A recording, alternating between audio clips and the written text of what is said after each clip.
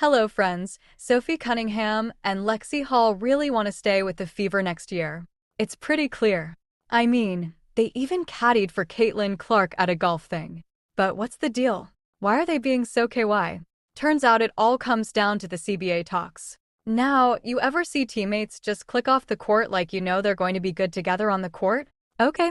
The Fever's front office knows they got to keep Sophie and Lexie around. It's not just about being Caitlin's buddies. That golf thing was cool, but it showed they all vibe together, and that's what you want, right? Teammates who actually like each other, even when they're not playing. Let's be real. It's not just a cute photo op. Okay, Sophie and Lexie can both ball. Lexie's got that energy, that hustle you can't teach. She can shoot.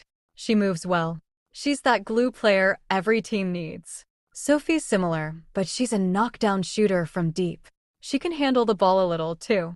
They're not Aaliyah Boston or Kelsey Mitchell, but they're key pieces. And the fact that they get along with Caitlin, that's a bonus. Good chemistry matters. When players actually like each other, it shows up on the court. Oh, okay.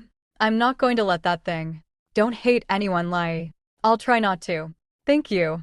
Don't break my driver now.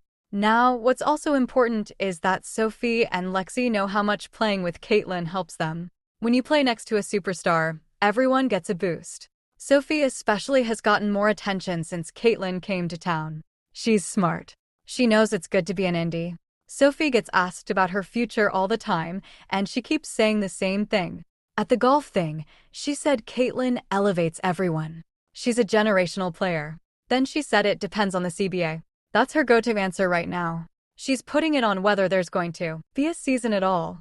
Which makes sense because those CBA talk the Fever were dealing with injuries all season, and it clearly affected their performance. When everyone was healthy and playing well, they looked like legitimate contenders. When asked directly about the likelihood of being back with the Fever next year, Sophie said, "Everyone's keeping in touch, but there's not much to talk about until there's a CBA."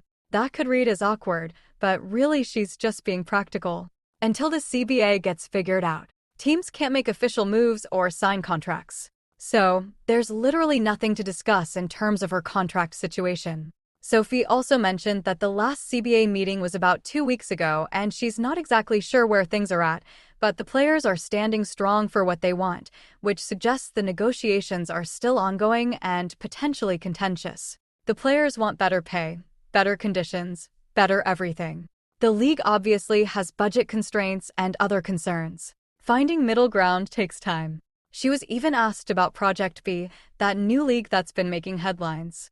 Sophie said, "If people are going to pay you multi-million-dollar deals, why wouldn't you consider it?" Which is a reasonable position. Players have short careers, and they need to maximize their earnings while they can.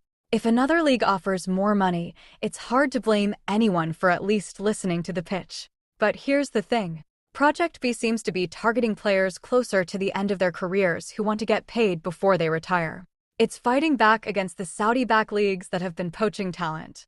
Caitlin, like this video and subscribe this channel. Thank you.